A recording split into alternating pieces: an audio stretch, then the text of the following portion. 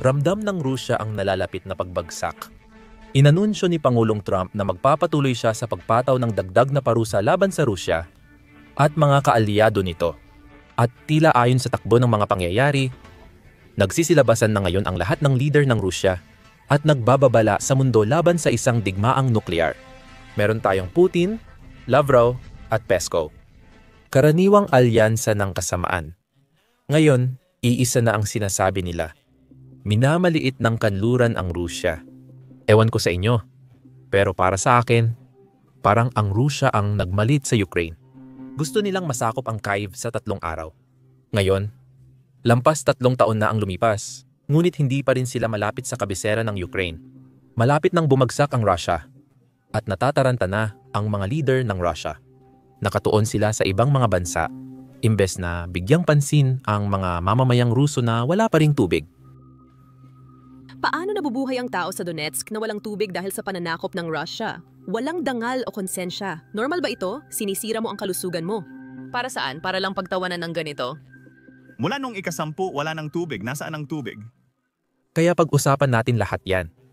Siyempre, simulan natin sa mga sinabi ni Putin.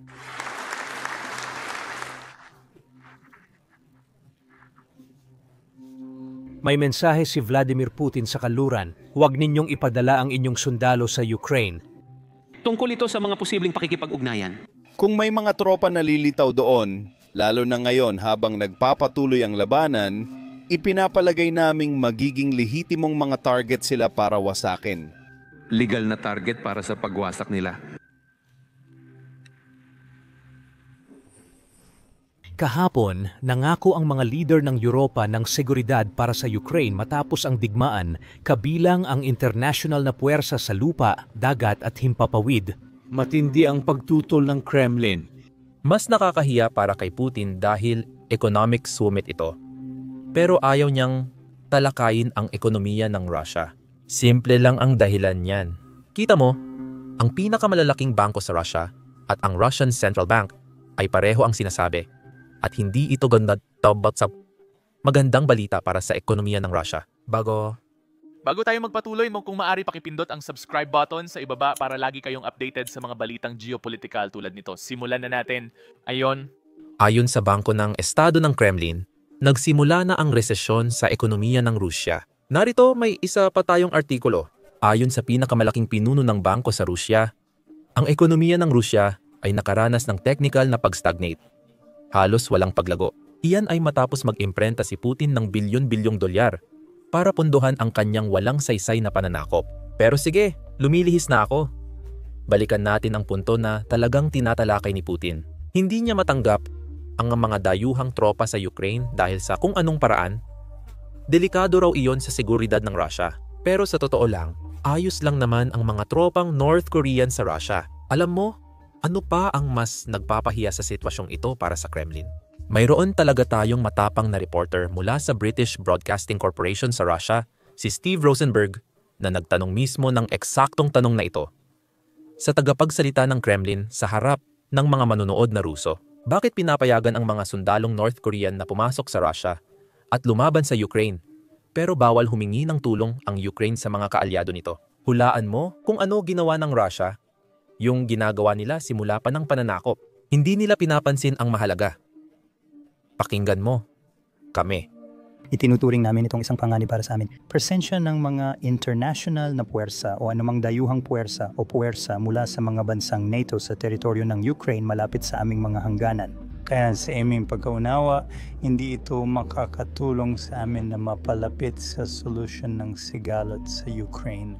Pero Bakit hindi pinapayagan ng Russia ang Ukraine na imbitahan ang sino mang gusto nito, kahit anong sundalo na gusto nito, sa teritoryo nito? Ibig kong sabihin, iniimbitahan naman ng Russia ang mga sundalo mula North Korea. Kung ganun, panganib ito para sa amin. Totoong panganib ito para sa amin dahil kalaban namin ang NATO, Hilaga. Ang mga sundalong hilagang Koreano ay panganib sa Ukraine, Ruso.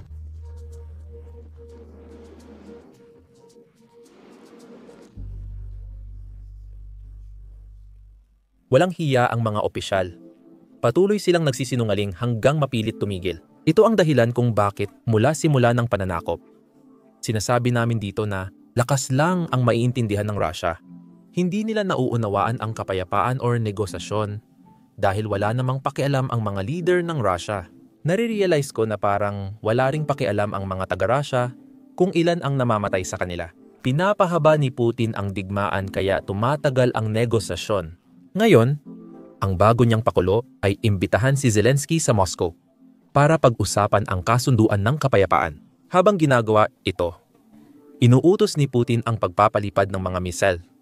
Inuutos ang mga pag-atake ng misel laban sa mga lungsod ng Ukraine at mga mamamayang Ukrainian. Kagabi, isinagawa ng Russia ang ikalawang pinakamalaking pag-atake sa Ukraine mula simula ng pananakop.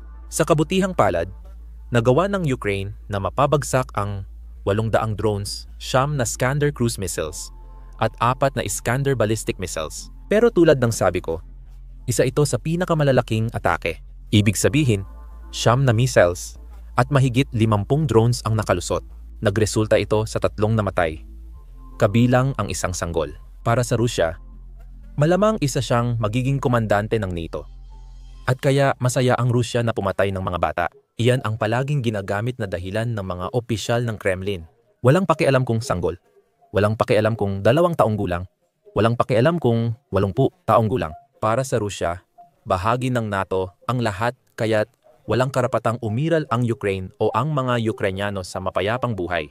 Para sa akin, di ko maintindihan kung bakit magagalit ang Rusya kung may NATO sundalo sa Ukraine.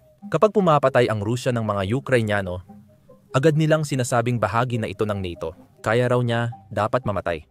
Bakit hindi na lang aprubahan ang tunay na sundalo? Tuwing may gagawin si Pangulong Trump o ang mga leader ng kanluran para suportahan ang Ukraine at ang laban nila laban sa Rusya, palaging nagbabanta ang mga leader ng Rusya laban sa mga taga-kanluran. Ito ang sinabi kahapon mismo ng Russian Foreign Minister na si Lavrov. Inatake sila, naiintindihan mo sila. Hindi nila inatake ang mga tao, pero maling tao ang pinakialaman nila. At ang nakakagulat sa akin ay hindi pa rin matutunan ng kanluran ang mga aral mula sa daan-daang taon ng kasaysayan kaugnay ng paulit-ulit nitong pagtatangkang pigilan, pasukuin at parusahan ang Rusya. Pasukuin, parusahan, nakakatawa. Kung paano gustong talakayin ni Lavrov ang hindi pagkatuto ng kanluran sa kasaysayan. Kapag nasa Rusya ka, aarestuhin ka kapag binanggit mo ang kasaysayan ng Rusya. Kita mo, sa Rusya, bawal talaga pag-usapan ang pakikipagsabwatan ni Stalin at Hitler na nangyari noong 1939. Ang pakikipagsabwatan na nagresulta sa pagsakop ni Hitler at Stalin sa Poland. Sa Rusya, bawal ding banggitin na ipinadala ni Stalin ang milyon-milyong Ruso sa gulag sa hindi malamang dahilan. Gusto ni Putin na muling buuin ang Soviet Empire at ayaw niyang malaman ng mga mamamayang Ruso ang katotohanan tungkol sa dating Soviet Empire na talagang umiral sa mundong ito. Narito ang isang lolo na Ruso na bihasa sa kasaysayan. Ito ang sinabi niya tungkol kay Stalin. Pakinggan natin. Si Stalin ay... Mamamatay tao siya na pumatay ng maraming Ruso. Ipinabaon niya ang pinakamalalakas sa atin, kaya ngayon lahat tayo'y naging mahina. Sa kasamaang palad, iyon. Nakulong si Lolo ng 1 taon dahil lang sa pagsabi ng isang bagay na kasing inosente ng pinatay ni Stalin ang lahat ng malalakas na Ruso. Kung ako ang leader ng Russia, palalaganapin ko ang kasabihang ito para hindi na maulit. Pero gusto ni Putin na gawing illegal ito dahil, hula ko, gusto niyang muling buuin ang Imperyong Soviet. At sa kabutihang palad, talagang umaasa ako kapag sinabi ko ito na mukhang ang administrasyon ng United States ay sa wakas ay naghahanda nang maglagay ng totoong pressure sa Russia. Pagkatapos ng lahat ng pagsisikap na nasayang sa pakikipagnegosasyon kay Vladimir Putin, sa wakas ay mayroon na tayong ilang pahayag na parang nagkakaroon na tayo ng progreso patungo sa United States, European Union, mga parusa. Hindi lang sa Russia, kundi sa kahit anong bansa na sumusuporta sa makinarya ng digmaan ng Russia, na sumusuporta sa bulsa ni Putin. Kasama dyan ang India, kasama dyan ang China, kasama dyan ang Turkey, isa pang miyembro ng NATO, at syempre, Brazil, at syempre, ilang mga bansang Europeo. Narito ang sinabi ni kalihim ng pananalapi Scott Bessent. Handa kami na dagdagan ang presyon sa Russia, pero kailangan naming sumunod ang ating mga kasosyong Europeo. Dahil kung sabay itong gagawin ng United States at European Union, nasa isang paligsahan tayo ngayon kung gaano katagal makakatagal ang militar ng Ukraine. kumpara sa kung gaano makakatagal ang ekonomiya ng Rusya. At kung makakapagpatupad pa ang United States at European Union ng mas maraming parusa, mga sekundaryang taripa sa mga bansang bumibili ng langis ng Rusya, tuluyang babagsak ang ekonomiya ng Rusya. Yan ang magdadala kay Pangulong Putin sa negotiation. Hindi lang si Vicent, madalas ding magpahayag si Pangulong Trump tungkol kay Putin at tila naghahanda ng aksyon. Sa huli, kung hindi papayag si Pangulong Trump sa mga parusa, walang mangyayari. Tulad ng alam na ng marami sa inyo. Sa Senado, narito tayo sa panukalang batas na nagbibigay kay Pangulong Trump ng kapangyarihang parusahan ang mga bansang sumusuporta sa makinarya ng digmaan ng Russia at ang kailangan lang niyang gawin ay magdesisyon. At may legal siyang batayan para ipataw ang mga parusa. Maghihintay tayo ng aksyon na posibleng mangyari sa susunod na linggo ayon sa sinabi niya kamakailan. Pagkatapos ng malaking pag-atake ng Russia na natalakay natin kanina, ang Russia ay malaking pag-atake ang naganap sa Ukraine nitong weekend. Pero siya ay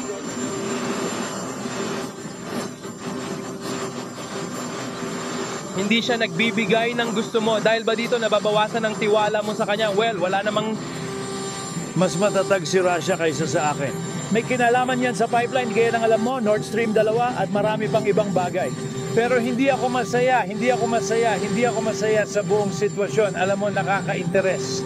Hindi ito apektado sa atin kasi hindi naman natin sundalo yon. Pero natatalo na sila ngayon. Dati 5,000 ang sinasabi ko sa iyo, pero ngayon 7,000 na ang natatalo sa Ukraine at Russia bawat linggo. Napakasamang pag-aaksaya ng sangkatauhan ito. Kaya hindi ako natutuwa sa nangyayari doon. Sasabihin ko sa iyo, sa tingin ko maayos din ito. Kaya nakapag-ayos ako ng 7 digmaan, ito masasabi ko sana na baka ito ang pinakamadaling ayusin sa lahat. Sa digmaan, di mo alam ang mangyayari, pero naniniwala akong maaayos natin ito. Pero hindi ako masaya sa kanila, hindi ako masaya dito. Tingnan natin. Ibig kong sabihin, nagkaroon kami ng mga napaka-interesanting pag-uusap. Alam mo, may ilang mga leader ng Europa na pupunta sa ating bansa sa Lunes o Martes at sa paisa-isa. And sa tingin ko, maayos natin yan. Kailangan natin gawin yon. Hindi ka dapat matalo. Alam mo, kapag nawawalan ka ng 5 hanggang 7,000 sundalo kada linggo ng walang dahilan, kailangan mo talagang ayusin yan. Sa lahat ng mga digmaan, kahit pa sa Congo at Rwanda, sabi nila imposibleng ayusin. Tingnan mo bawat isa niyan. Ibig kong sabihin, bawat isa sa mga digmaang ito ay imposibleng ayusin. Naayos ko lahat ng yan. 7 sa kanila. 7. Ito talaga ang inakala kong pinakamadali. Hindi pala, pero sa tingin ko maayos din ito. YouTube lang. Naglabas ng nakakagulat na anunsyo. Nagbabayad ito ng 64 na milyon kada araw sa mga creator. Bakit? Kasi kulang pa raw ang mga creator sa YouTube. Kaya naman nakakakita ka ng mga video sa iyong homepage na may mas mababa sa 1,000 views, gaya ng video na ito. Hindi ibig sabihin na lahat kailangan magsimula ng sariling channel. Pero kung naisip mo nang magsimula ng YouTube channel o faceless channel, ngayon ang tamang panahon. Nagbabayad ang YouTube ng milyon-milyong dolyar sa mga creator araw-araw. At mas pinupush nito ngayon ang mga bagong at maliliit na channel kaysa dati. Pero sigurado akong marami kang tanong kung paano magsimula at palaguin ang isang channel. Madalas kaming makatanggap ng tanong sa email mula sa inyo. Kaya napagdesisyonan naming ilagay lahat ng aming payo tungkol sa YouTube Sub, isang YouTube video ng libre. Kung interesado kang magsimula ng sariling channel, panoorin ang video sa YouTube sa pamamagitan ng pag-click sa link sa description o card sa screen. Dati, sinabi ni Pangulong Trump na nasa phase 1 ng plano niya, ibig sabihin ay hinahangad niya ang mapayapang solusyon. Sa pamamagitan ng pagbibigay ng maraming concession sa Russia, na pumayag naman ang Ukraine, pumayag ang Ukraine sa isang walang kondisyong tigil putukan, pumayag ang Ukraine na itigil ang pag-atake sa energy infrastructure ng Russia, pumayag ang Ukraine na makipagkita kay Putin kahit saan, basta hindi sa Moscow. Kahit matapos ang lahat, si Putin pa rin ang tumatanggi sa kapayapaan. Hindi gumana ang unang yugto, kaya umaasa siyang lilipat sa ikalawa, na tila tungkol sa paglalagay ng presyon sa Russia. Nang tanungin siya kamakailan, ito ang tugon niya. Ngayon tayo,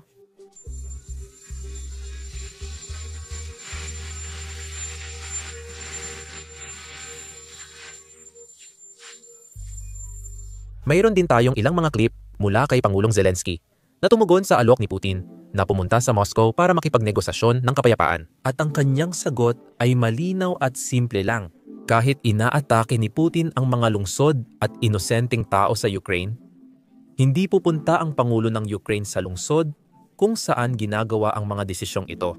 Ang lungsod na iyon ay Moscow. Malinaw si Pangulong Zelensky. Hindi kami pupunta sa Rusya hanggat di ito tumitigil sa pag-atake sa mga inosente. Narito ang sinabi niya. Kaya niya. Pumunta sa Kiev. Alam mo,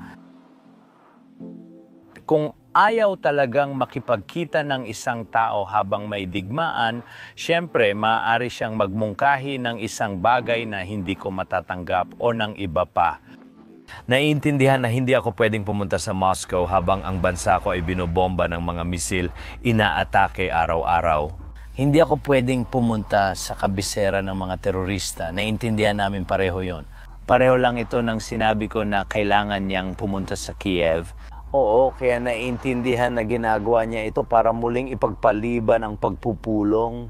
Palagi kong sinasabi, hindi natin mapagkakatiwalaan si Putin. Nagpapalusot siya at niloloko niya ang Estados Unidos. Sa tingin ko, ganun ang pananaw ko. Ngayon, syempre, nilinaw niyang hindi niya sinabing ayaw niyang makipagkita kay Putin.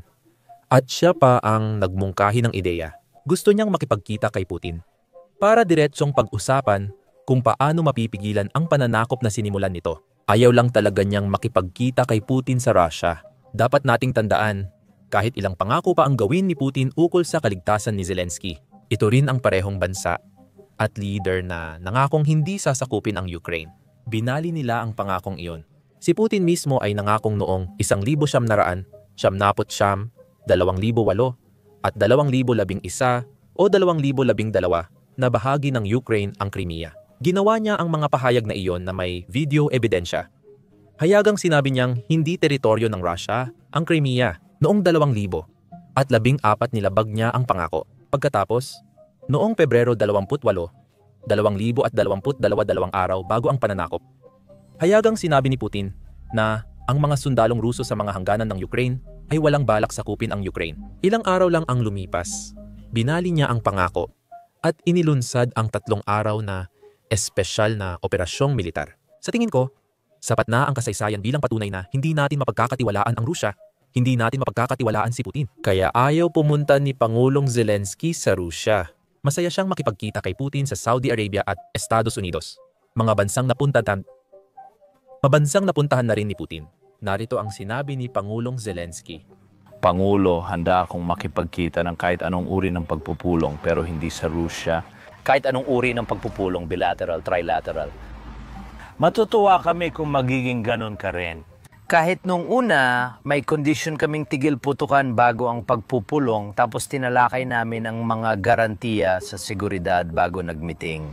Nagpapasalamat ako sa Estados Unidos dahil nung nasa Washington District of Columbia kami at nagkaroon ng pagpupulong, sinabi ng Pangulo na magiging bahagi ang Amerika ng mga garantiya sa seguridad.